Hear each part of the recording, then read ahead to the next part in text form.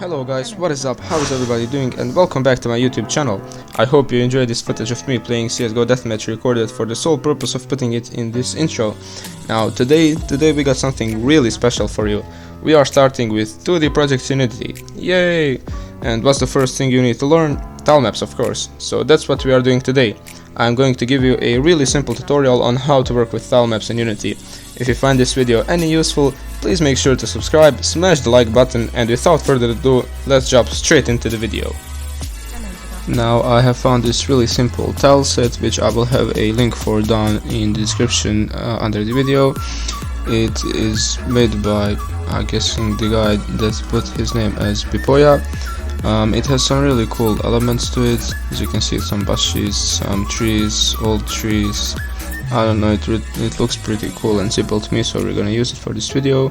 And if you want to learn how to create your own tile sets to use in your Unity projects, I'm sure you have plenty of tutorials on YouTube for that, but I don't really see that really necessary for a beginner in Unity, so yeah. So now that I have downloaded the tile set in my folder, I click the right click on the zipped file, I just went extract here, and here we go in 32 times 32 we have these different pictures. Now we're going to insert some of these into our Unity project. Let's just do that, throw this one in, and let's also throw, let's say, this one in. Okay. So now that we have done that, we can click on let's say, this picture, and we're going to change up some of the settings right here. So make sure that the texture type is sprite, 2D, and UI. The sprite mode is multiple because we have multiple sprites down here. The pixels per unit we're going to set up as 32 because we want our tile to be the size of 1 unit. We're going to put the compression to none, and that's pretty much it. Let's go into the sprite editor, apply the settings that we just made. So now when we open up the sprite editor, next to this we have this little drop down arrow, click on it. We're going to change this type to grid by cell size, and we're going to change it to 32 by 32, just like I said. We're going to hit slice. So now, as you can see, everything is sliced up. We can check if we can zoom in and check if everything is okay, but I'm pretty sure it is. Now we can just hit apply, and that's it. So the next step would be to create a tile map. We can simply do that by clicking on the right click on the hierarchy window, go into 2D object and hit tile map. So as you can see, when we created the tile map, an object named grid was immediately created. The reason being, when we open up this scene, we can see this grid and all of these little grid cells, and in each grid cell we can place one of our tiles.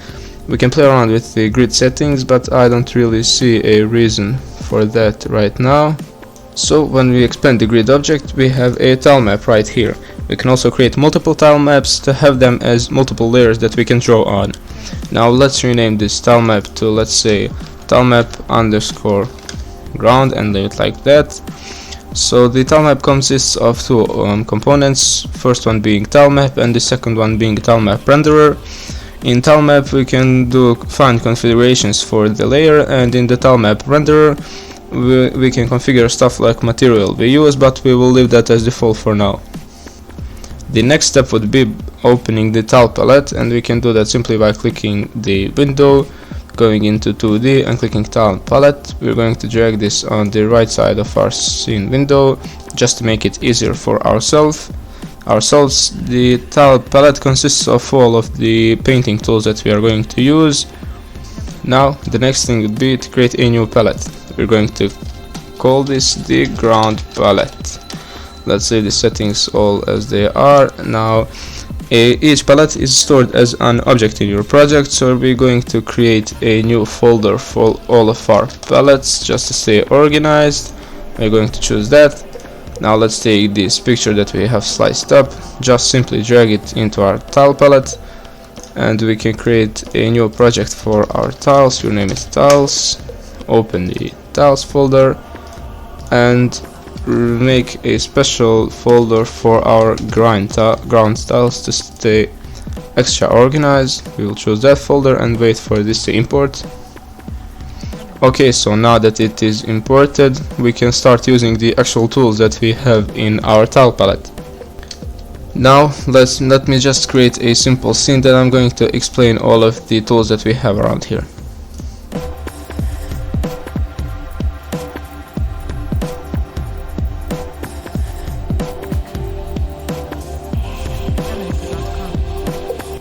Okay, so now that I have created a simple scene right here, as you can see, we're going to modify it a bit. So let's explain the tools. The first one, as you can see, it says select an area of the grid, but we use this tool to just select different tiles, or as it said, the area of the grid. The second tool is move selection with the active brush. We use this to move the selected area. No need for us to do that right now. The third one was the one you just saw me use. It is the brush that we use to select a simple tile and just draw it into the grid cells over here. The next one is paint a filled box with active brush. We use that one to paint a box-like object into the grid cells with the selected tile that we have over here. The next one would be the erase tool, which we can just use to erase any tile or grid cell that we have drawn in. And the last one would be the bucket, which will just fill in the blank space that we have left. So that would be it when it comes to the tools. So I'm going to drag another picture that we have inside of this tile set that we have created. I'm going to draw this picture from the type tool. We're going to just import some of these rocks that we have included in the tile set. We're going to do everything that we have done with this tile set that we had. 32, compression none, single sprite, multiple sprite mode, sorry. Then go into the sprite editor, apply to 32, slice, and hit apply. That's it. And now let's just drag this into our tile palette. We're going to tiles. We'll create a new folder named Rocky Tiles. The Rocky.